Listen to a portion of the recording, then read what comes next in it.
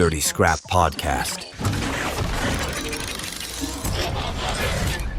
Hello guys, again, here Julio Quintero, and this is Dirty Scrap, the aluminum podcast. And today we will have a really nice interview with Bill Smith from Firepoint Energy, and we will be talking about the cutting edge technology that they are using right now to take, and listen to this, waste coal and to create rare earth elements, aluminum, silver, and even gold, and then transform all of these into jet fuels that we can use into the aviation and other type of industries. So saying no more, let's talk to our guest and join me. Let's go. Come on. Good morning. Hey Bill, how are you? How you doing? Good. How you doing? I'm doing fine. Thank you for being here with us in Dirty Scrap, the aluminum podcast. And first of all, I want to say thank you for being here with us. I know it's not easy. I know that you are traveling all around the States with your technology, and it's very exciting because the idea of this podcast is more related to the aluminum industry. But, moving forward, I am seeing a lot of people that is getting more and more involved in the sustainability, let's say, trend that we are seeing right now, in not just in the industry, but around the globe. And I know you have a technology that is using waste coal in order to take out or to process and take it out some rare elements, even aluminum, gold, silver, and create also jet fuel. But before we go in that direction, I want you to introduce yourself to us, give us a little bit about your background and how you get involved in all these trend and this technology. Maybe because I don't have any common sense and I wouldn't quit. I've been in the green energy space since the 1990s. It wasn't a green energy space. I was always looking for technologies and products that would make the world better as we went along. Right. I was in specialty chemicals and lubricants for like 17 years, and that brought me into the green, what we now call the green space. And we were looking at a lot of technologies. 2005, when Hurricane Katrina hit, we were looking for a way to grind up the houses, trees and such, and turn them into what's called syngas, and then use that syngas to drive GE turbines for power production, or convert it into gasoline, jet fuel, diesel fuel. Old technology, just modern spin. Couldn't find that, but along the way we developed fuels for coal plants from waste, biodiesel waste called glycerin. We bought technologies out of Brazil to convert cars to run on flex fuel from E85 up to almost 100% ethanol. And in 2017, I'm in California and I set up a company. And long story short, I wound up finding a company that built a portable plasma gasifier, which is one of the big key components of what we need. And a company called Adaptive Arc had built a 25 ton per day gasifier. It would literally like fold up, get on a truck and ship anywhere in the country. And in 2 days, you were processing trees, houses, garbage, coal, whatever. It's all carbon-based material. Okay. So our model back then, Adaptive, and you can look them up on YouTube. It's Adaptive ARC, Adaptive Arc, and their model was to take garbage from landfills, convert it into this gas, and they ran generators. So 25 tons of garbage would make 500 kilowatts of electricity 24 hours a day, 7 days a week, as long as you fed it garbage. So we acquired it, spent over $500,000, went from 25 to 50 tons a day. We can still ship these anywhere in the world in two parts. We're building the first gasifier in southeast of Houston, Texas right now. It'll do 50 tons of garbage, 50 tons of coal, 50 tons of tire, 50 tons of hazmat. It doesn't care. Right. Carbon, hydrogen, oxygen. So while we started building this, I had a call back in 2021 about some guys wanting to gasify waste coal in Pennsylvania. And we asked them why, and they said, it's got rare earth elements in it. We're like, what's that? That's not our wheelhouse. Yeah. I was like, okay, it's like a chocolate bar. So in March of 2024 this year, I came up and I literally started driving all across the state looking at waste coal piles. I never seen them. And I've seen some really big ones, like 75 million tons, 250 million tons, 90 million tons. We're working a pile right now. It'll be 8 million. It's 8 million tons with 15 million tons beside it. I'm working a contract on another 10 million tons. So there's no shortage of this waste coal. And what we found out in all of our workings is we grind up the rock and the waste coal together. We run it through the gasifier. The coal converts into gas and we make jet fuel. Right. The Chinese figured out that if you go out and just scoop this rock up and you run it through the acids and stuff, you'll get about 23% of what's in that rock out as a rare earth element, alumina, whatever. if you heat it up to 1,000 degrees, you get 98 to 100%. So when we were doing all these surveys across the state, we used Connie Labs in south of Pittsburgh. One thing we found was tons and tons of, at this time, we thought was aluminum. Last week, I found out it was alumina. And I think it got triggered by your question one time of what kind of aluminum do you have? And I would have said, Right. foil, aluminum too. I don't know. It's aluminum because we deal mostly with oxides. Well, our Right. consultant used the price for aluminum per kilogram versus the price of alumina. So, for an example, in this one small pile, we had $2.4 billion with a B of aluminum. When we found out it was alumina, $2 billion went poof. Right. So that sucked. So long story short is on the aluminum side, we'll take the alumina because of what we're doing with rare earths. We can clean up that alumina and extract the iron oxides. We can extract the silica and make a pretty pure alumina for aluminum production. And then we also recover the rare earth element. So Right. So what is, I mean, this is very interesting, all the journey. How did you come up with this technology? Because at the end, okay, you have all the research. And first of all, where are all these waste called volume in the US and where are those coming from? So coal built this nation, built most of the world. Right. And when they're digging down to coal, whether it's going to be through a shaft mine, an open pit mine, strip mine, whatever, they have to dig through dirt and then Right. dirt into rock and then they hit coal. So one of the things that we found out through our explorations here, again, this is all new to us, is as they're digging down through this dirt strata and they hit the coal, the rare earth elements, aluminum stuff, reside mostly in that overburden, everything above the coal, and it resides below the coal. So these rock piles, waste coal piles, have a lot of rock in them, which contains the rare earth elements like neodymium, alumina, titanium, cobalt, lithium, and so on. When we tested coal itself, it had real low value. So it's like the rare earths would come in and sit on the rock and stuff as it was continuing during Earth's formation, passing through the coal. It kind of passed right through the coal and then it got stuck in the rock below. So we want that rock. We want that stuff nobody wants. The biggest use for these waste coal piles today is if it has enough BTUs in it, they scrounge it all up. They send it to cogeneration plants. Right. But they have to have 5 to about 7,000 BTUs per pound. We can deal with stuff down to 2,500 to 3,000 BTUs per pound and still make jet fuel. Right. So our equipment would look like a plant. Everything's built in modules. We truck it to a site. What we're doing is we're locating the big sites first, and that's where we build our plant. And once we build a plant, then we can bring in stuff from local small plants or piles and clean those up at the same time. And I was just asked this question yesterday in Jefferson County, what happens when they run out? Well, there's 9,000 waste coal piles in the state of Pennsylvania. And some of these piles, on a smile, there's 50,000 tons, 25,000 tons. All the piles we're looking at are 100,000 to 1 million tons. And then before we set up a plant, we look at least 5 million tons in place. So we'd set up on a 5 million plus ton pile and then bring the 1 million tons here, the 50,000 and so on. So these things will last for decades and decades, just like a power plant.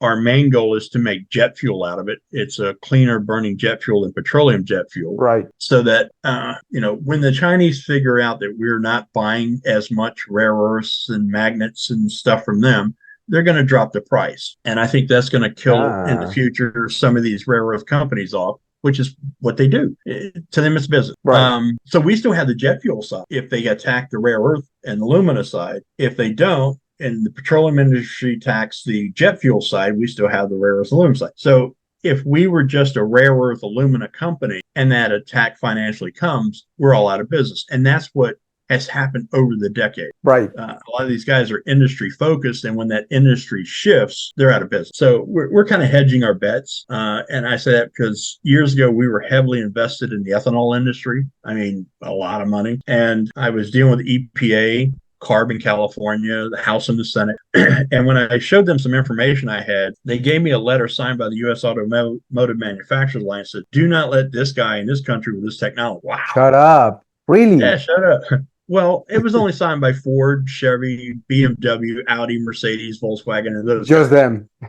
It was not long after that, the ethanol industry, if you remember E85 for a while, disappeared, just gone Right. overnight. Well, there went all of our money with it. And when that disappeared, biodiesel disappeared, and we lost millions of dollars. The only reason I'm doing this now is just this year in April, the federal government made rare earth elements, which includes aluminum, a matter of national security, because they want to take away production from China in the event we get mad at them or they get mad at us, so that we can stay in business as a nation. And some of these elements are used in fighter jets. They're used in your cell phones. They're using your smartwatches, electric cars, these new emerging electric VTOLs, or vertical takeoff and landing aircraft, flying cars. Right. And so the demand is going up exponentially, and which means our demand from China and other nations is getting bigger, which then puts us in a vulnerable spot. So that critical minerals list, it's got 50 different minerals on it, aluminum being one of those, which was odd, but scandium, cerium, neodymium, and so on, so that we're border secure with the infrastructure to produce critical minerals for the government, electronics, and whatever. And aluminum just happens to be one of them. To us, right. Honestly, aluminum was kind of like over here. It was like an orphan little child. We didn't really care about it, even though it's a big number. Right. It became a smaller number when I found out we had alumina, not aluminum. But, we worked through the process. We're redoing all our financials. Our goal is to probably build, own, and operate 10 or more of these plants ourselves, build and develop plants for other hedge funds, private equity groups, and let them run them. And we're starting in Pennsylvania because it seems to be the largest amount of waste coal in all of the states we're looking at. We've been actively looking at West Virginia. We're probably heading down into Kentucky and Tennessee somewhat soon. Then it spreads west, going all the way out to Indiana, Illinois, and Ohio. So everywhere there was coal, there's waste coal. I just showed a video yesterday at the county of a reclaimed waste coal pile, which is they come in, they cover them in dirt, they plant grass on them, and they go, hey, great, it's fixed. And at the bottom of this waste coal pile is a huge pond with a river of water coming out of it that's coming through the waste coal pile, which is what they call AMD, or acid mine drainage. Right. And it's got alumina in it, it's got iron in it, it's got cobalt in it, a lot of toxins. And unfortunately, most of these piles are no longer maintained. They just run to wherever they go. So when it rains, they wind up in the rivers and the creeks. And so if we can get rid of the waste coal pile, we get rid of the source of the problem. And then what we believe is in that waste coal pile is a lot of value that we can extract using current process. And you start talking about the technologies. We, through sister companies, own the plasma gasification technology. And then we found a company in Oklahoma that has what's called a gas to liquids plant. They're backed by Halder Topsoe. And so we gasify garbage, waste coal, tires, hazmat medical waste, converts it into what's called syngas, carbon monoxide, carbon dioxide, and hydrogen. That goes into the GTL plant. And when it goes into that plant, it goes across catalysts, and it gets converted into gasoline, jet fuel, diesel fuel, kerosene, whatever you want out of it by changing the catalyst. One of the biggest questions we constantly get asked is, what do you do with the carbon dioxide? Right. We make fuel out of it. Yeah, but what do you do with the carbon dioxide? We make fuel out of it. What do you do with the carbon dioxide? Never mind. Well, I tell people this. Go to Google or Bing or whoever, whatever you use. Type in CO, the number 2, the plus sign, H2, and the equal sign, and you'll find out it makes methane. If you take it to methane, carbon dioxide, I can turn methane into jet fuel, gasoline, diesel fuel, kerosene. It's all the same. So this, I believe, is the model that's going to move our world forward, is leaving petroleum, going to synthetic, to eventually wind up at hydrogen. But how easy is to go in that direction? Because petroleum and gas is not a monopoly anymore, right? But it's complicated to go and propose something different. And we know through the history that those big players never let the people that wants to do something different to get into the market as easy as they think it is. Right? That's me. Exactly. So what is the strategy behind all these you are doing right now in order to really provide this technology and do something in the market that can impact just not just the market, but also the sustainability point of view of the industry? So how many people we have today on the planet? 8 billion. 8 billion. Who are all eventually going to want tennis shoes, cars, clothes, education, whatever, right? So that burden of need is growing at an exponential pace. I mean, look at China, look at India. Yeah. I had offices in China, and I mean, you can't fathom the amount of economy that goes on there because we don't have 1 billion plus people in the United States. No. So China is now emerging a mid-level economy. Right. Used to, you were poor or rich. Now there's that middle class like in the US. Definitely. So we have to go to something else because number one, there is a limited finite amount of petroleum production that can go on. If 8 billion people start driving cars, how much more CO2, sulfur oxides and stuff are getting released in the atmosphere? It will increase exponentially. Right. So I believe that the world by itself, by nature, is going, okay, we need to start shifting. And the example I can give you is during Schwarzenegger's administration, they created the hydrogen highway in California. Right. Well, the problem is if I have the hydrogen pumps and no cars, what go to the pump? Right. Yeah, makes no sense, huh? So they started making the hydrogen cars. Now, here's the problem is I can only drive it in California because outside of California,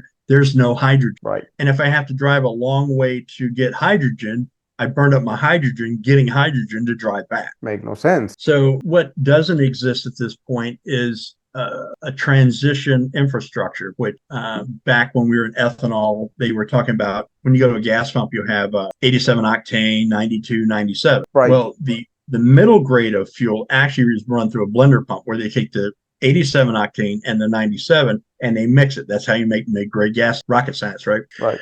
So at that time, they were talking about taking that pump and making an E85 pump, but then E85 disappeared. I don't know if the petroleum industry had anything to do with it, but it's gone. Well, we can actually, in our gas fires, run the syngas through a different catalyst and we can make ethanol. Mm-hmm. So the infrastructure for an ethanol type economy exists. The problem was there weren't the cars. So we bought the technology to convert any fuel injected car over around 5. Right. But when we start talking about battery cars, for example, we drove out to California one time and we stopped at this gas station. There was probably 20 or 30 charging stations, and those people are going to be there for a few hours charging up. Yep. If that's okay, that's cool. But I think in our busy everyday lives, sometimes that's difficult. Plus, where does the power come from that's going in that electric car? Still today, most of it's from a coal-powered power plant. Definitely. So you're adding to the problem. When we go to hydrogen, what we can do with these gasifiers and GTO plants, for example, these waste coal piles, there's always a pond full of polluted water. We pump that polluted water into our gasifier and it bumps up our hydrogen. So we can take 2 devices. One's called a pressure swing absorption device. Another one's called a water phase shift reactor. We put those on our gasifier and it pulls the hydrogen out and we can make pure hydrogen on site. So if tomorrow morning we're making jet fuel for Cathay Pacific, United Airlines, whoever, and somebody goes, hey, we need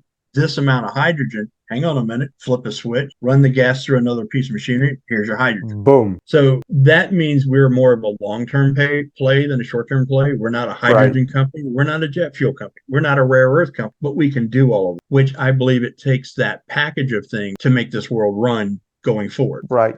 So what type of company are you guys? Because at the end, that's my question. And also, I want to understand very well, how much volume can you take, for example, from 1 ton of waste coal? How much volume of these different type of material you can take out, and what is the quality? Because at the end, okay, it's fine that if you are taking rare earths and we will let's say start using those in the internal market, so we will not have a dependency of China. So the price will drop down. We will have an internal market that is going to be great. But at the end, these elements need to be, I think, high quality elements in order to provide the high quality products that you are providing to the industry. So what type of company are you guys? And to me, it looks like you are a waste management and energy company, but maybe I'm wrong. But also, what is the volume and the quality of those materials that you can take out of, for example, of 1 ton waste coal? We're the garbage guys that can turn bad stuff into good stuff. So one arm of another company I set up a couple of years ago will actually be setting these up at landfills to take the garbage from the garbage trucks and turn it into electricity and jet fuel. Right. I had no clue how big waste coal was until I came to Pennsylvania and went, holy cow. So to answer that question is there's still energy in the waste coal. There's still coal in it, not enough for a power, but enough for us to make heat and to make syngas. So we need that part to make the jet fuel. Right. So on that side, this is the littlest site we're doing. It's 8 million tons of waste coal. That site will make 15 million gallons of jet fuel per year. Okay.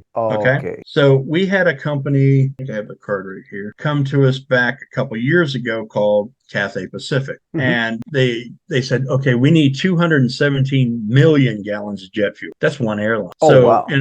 and the program we're looking at them was we would go to a landfill in Alaska and turn that garbage into jet fuel. We'd go to another site in Los Angeles, make jet fuel from garbage there. Same thing in Texas, same thing in Hong Kong. So we could build them a network of clean jet fuel around the world using garbage. Now, Hong Kong doesn't have a lot of waste coal. They don't have any coal. And there are places in the world that don't have coal. Right.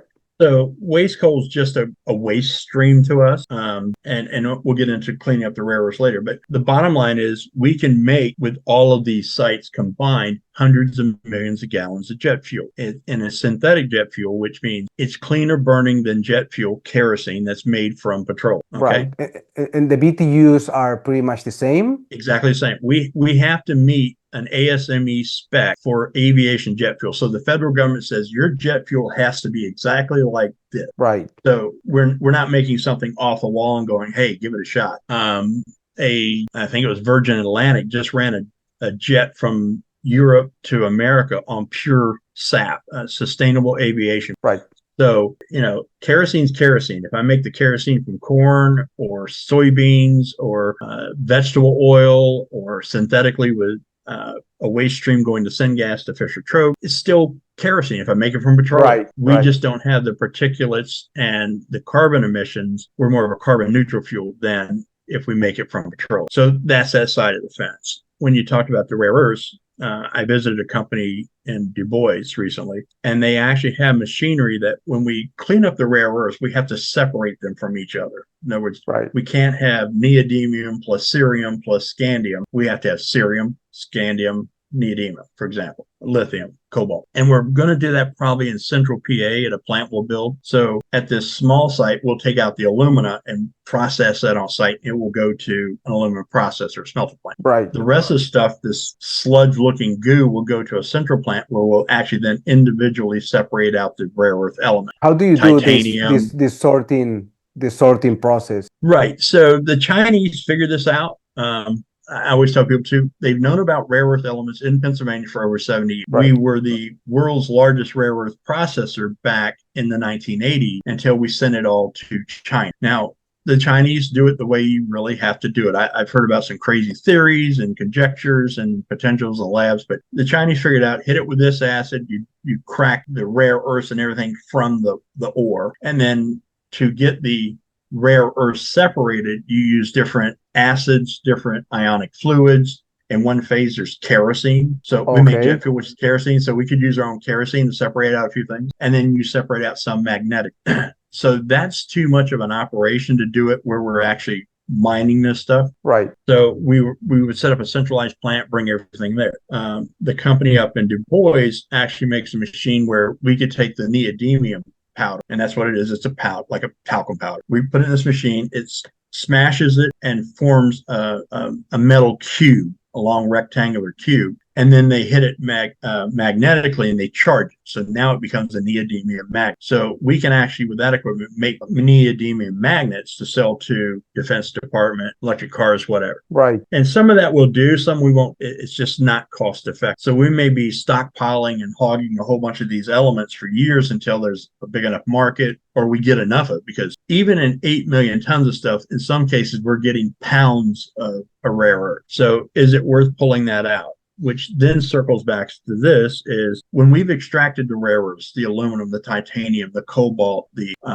iron and aluminum and all those things, what's going back in the ground is pretty much just rock and dirt. And it doesn't have the elements in anymore to leach back into the water stream. Right. Because remember we said that if we did it without thermal, we get about 23% recovery, which means if I put it back in the ground, it's still going to leach iron, cobalt. So if we're extracting 98 to 100% of all the rare earths, the alumina, the cobalt, completely there's clean. Nothing to leach. It's just rock. So we're cleaning up that site while we're extracting valuable mineral to use in the world. And then we're not creating that acid mine drainage anymore. Right. And about the quality of these products. So I always tell people, you ever watch the show Gold Rush where they go up there and mine gold up? They move Right. mount and then they get down to what they call pay dirt and they scoop all this pay dirt up and they take it over to this sluice. After they're done sluicing it, they wind up with 5-gallon buckets of what they call concentrate with gold. So in that same process, we're going to move them out in the rock and dirt. We're going to extract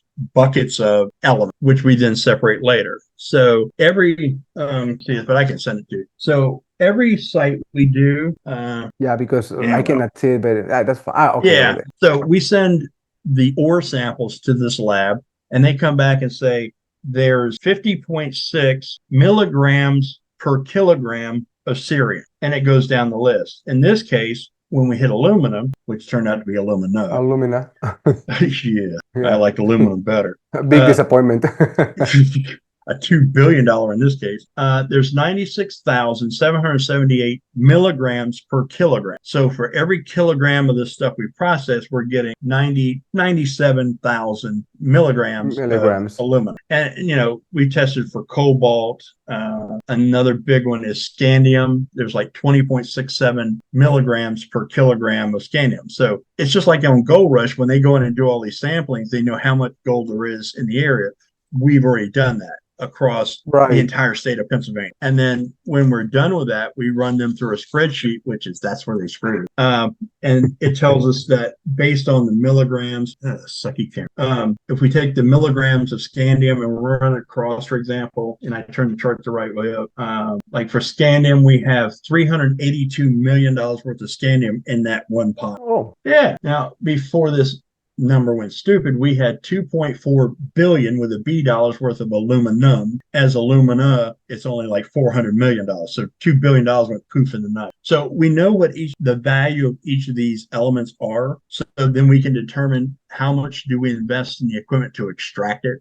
Right. And to do it at the actual site isn't worth it. It's too expensive. So we're looking at a centralized site where we would make pure cerium, pure scandium, pure neodymium, pure gold, pure whatever's in there. And then that goes out to markets, or we can take like the neodymium with this equipment up in Du Bois and make actual magnets. And we can do that for some of the different oxide because this stuff looks like chalk powder in some cases. So we may just sell that to the Department of Energy. Actually has a department that stockpiles fuels, minerals, and all this other stuff. So a lot of this may go to their stockpile, just like we stockpile crude oil for the future. So all of those markets exist. The push is on, even here by the governor's office. We've already dealt with the House and the Senate in Harrisburg. We've dealt with the governor's office, DEP, abandoned mines, and multitudes of mine owners. Of course, when we show up and tell them what we're thinking, all of a sudden, this stuff's worth like millions of dollars, and I need millions of dollars up front. I was like, it was dirt yesterday, today it's millions of dollars. But that's business. Right. And from the point of view of regulations, how easy is to implement this type of technology? And do you already have any technology working on this type of, let's say, process? Or is everything under like a lab scale right now? No, we're actually building industrial scale equipment. The gas fire we're building in Freeport, Texas, that's where it's at, is 50 tons a day. It'll be on the ground by November this year at a landfill where we're going to train its brain. And once its brain is trained, we just start feeding it garbage. We'll ship a bunch of waste coal down there and run it through to train the brain on waste coal. And we do that for hazmat, medical waste, and everything. So if one of these winds up at a medical waste site, it knows how to process through the SCADA panels and all the electronics, that type of material. And the same across the board, which waste coal to us is just another waste stream. So the gas to liquids plant we're using, Haldor Topsoe is a big gas to liquids company, primarily in cattle. But they said, unless you're doing 2,000 barrels a day or more, you're not worth our time. So there's a company in Oklahoma that builds reactors from 100 to 500 barrels per day, which are 42 gallons per barrel of whatever we want. Our market's jet fuel. So with their system, again, we build it in Louisiana, truck it to PA, and we could have this whole plant when all the equipment arrives in roughly about 3 or 4 months operation. So that's another thing that our background has been done, is to make sure we can ship to a place, set up, and go to work, not spend years. we still have the permitting side of things, which that's what I've been working through in Harrisonburg. That's why I started with the House and the Senate and the representatives, and they're like, yeah, please come do that. I was in Jefferson County, Pennsylvania yesterday. They're like, yeah, please come do that. And that's what we've seen across the board. We're not a mining company, so we operate under what's called a reclamation permit. So in other words, we're reclaiming garbage. We still have a gambit of permittings we have to do. Definitely. But the DEP, Department of Environmental Protection here in PA, is like, tell us where you want to do it. Tell us what you think you're going to do. And then we'll arrange all the people so you can talk to them at one time about this. And literally just yesterday, I found out I have to have a dam permit. I'm like, for what? There's no dam here, but apparently at one time that was called a dam where I'm going. So we have to get a permit to remove the dam that doesn't do a damn thing, whatever. Right. So, we're working through all that stuff. We've been working on the government side. We actually activating a bunch of stuff at the federal side with the aluminum caucus in DC. Right. There was one. So we're spinning up a project for them to get all the politicians aware, so that when our news comes out, they're going, what the hell are these guys doing? Right. And it's a big part of it. And helps resolve a lot of issues going forward. We're not just developing a project. We're here to stay for decades. So we're doing everything the way to be here for decades, from educating politicians to county officials to environmental protection officials to landowners to communities to even us sometimes. Right. So now that you're talking about communities and decade for you to be there work, because at the end this is a long-term project, it's not a short or medium, right? How do you with this technology engage the community inside these processes? I mean, because I think at the end, from the sustainable point of view, it's great. You will take all this crap that is out there and transform it in something that we can really use. So it's a pure recycling circular economy process. Right. You, from the point of view of the energy efficiency, of course, you will create some source of energy that will give to the market another source, right?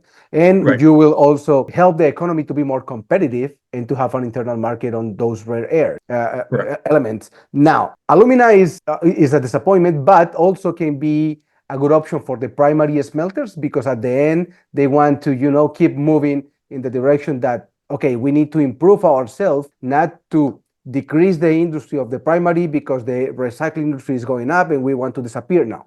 So I think it's a good option. But from the community point of view, how this engage the community into the process and how this can help the community to be more profitable? Sure. Years ago, I watched like 60 Minutes or something one night, and they were talking about up in West Virginia, these people their wells were getting polluted because of AMD that gotten in their well. Right. So obvious number one is we're going to get rid of that problem, and your wells should clean up. But we will produce noise. We're going to run a jet engine turbine. So we do as much sound abatement as we can to keep the noise down, because these plants run 24 hours a day, 7 days a week. And one of the things we bring back to some of the communities, first off, is job. I've driven through a lot of old coal towns across PA, and it's kind of sad to see these shuttered houses and abandoned towns in some cases. So we hope to, as we're going across, bring life back to those areas, and they'll be good paying jobs. Secondly, when you brought up the smelters, I know what a smelter is, but I didn't know about smelters the way I do today because of that alumina thing. Right. And we found a smelter plant that just closed in January down in Missouri. And the thing that's hitting these smelter plants is the amount of electricity they need. Some cases like 400 megawatts, 24 hours a day, 7 days a week. And power costs have been going up because nothing to this. We shut coal plants, that power shifts to another plant who's taking on more burden, which means they're going to charge. Right. And this is just in a thinking phase. Please, somebody don't run down there and buy this plant.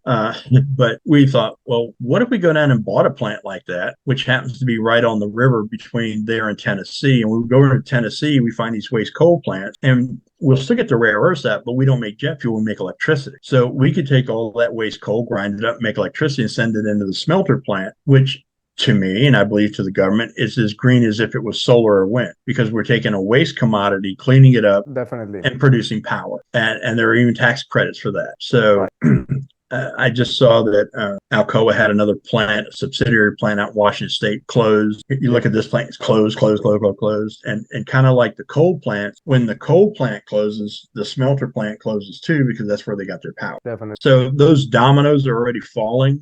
This plant that closed in Missouri, they laid off 500 and some people, don't have jobs. And if we could do this, it's still in the thinking phase. If we could do this, we could bring those jobs back.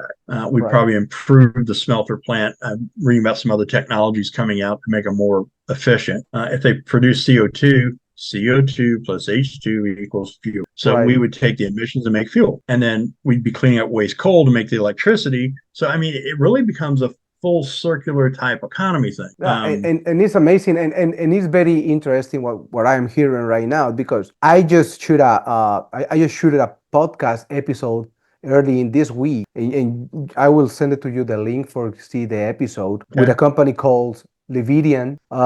I don't want to give too much information because I want them to read during the podcast. They are releasing a lot of information, but what they are doing is they are creating out of waste material as well, graphene, but also hydrogen. And out of this material, they are creating the anodes for the primary guys to create aluminum out of aluminum, but with more efficient energy consumption. And it is at the end, if you are able to take all these companies that are doing these crazy approaches to the sustainability side, you merge together, I think your idea is not that crazy, because at the end, what you want, recycling industry is very simple. You take something that is not useful and you make something that is useful, right? And in between, you will try to release... Make some money. Make some money, release the less amount of byproduct, and increase your energy efficiency consumption. That's it. It's pretty simple.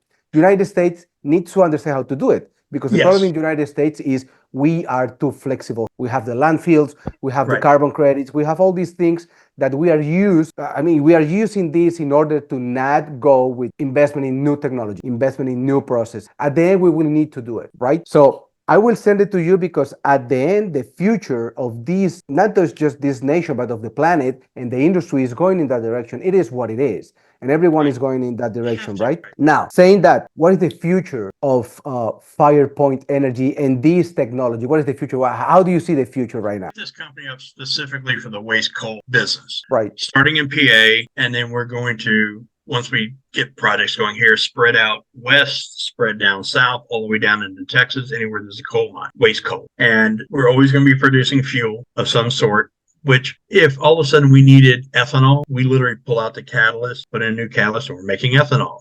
If they said, no, we don't want ethanol, we want hydrogen. Okay, fine. We run it through here, we have hydrogen. Well, we want jet fuel. We run it through here, we got jet fuel. So that flexibility is something that we have that I don't think a lot of companies have.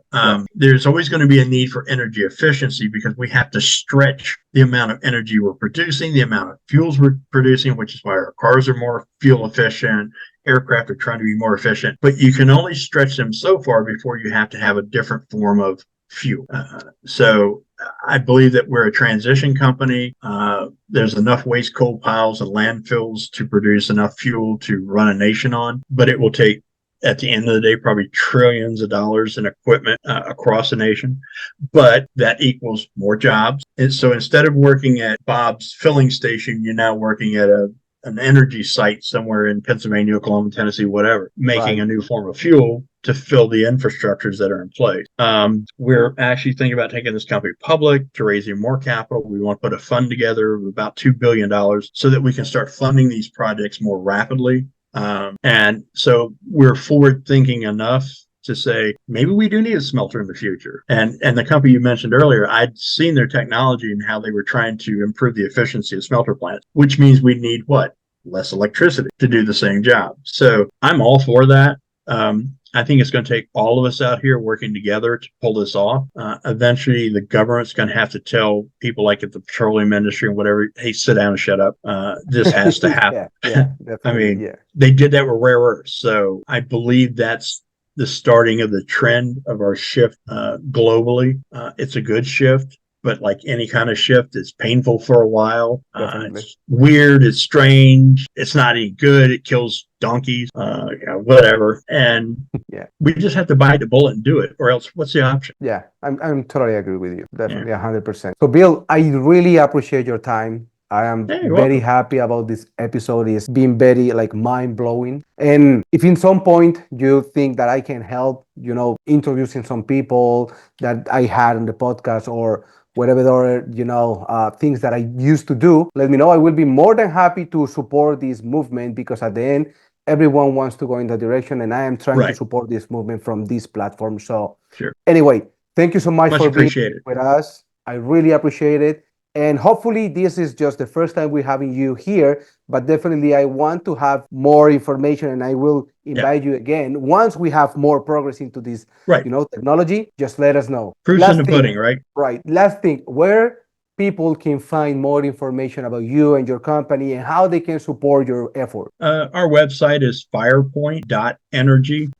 That's the best way. I think we have a LinkedIn page and Facebook page and all those pages. But Right. firepoint.energy is the best place. Okay, so I will make sure that our team put the link of your website on the description of the episode so the people can just go and click on it and research to you. And I will be reaching out because, again, I'm learning about aluminum.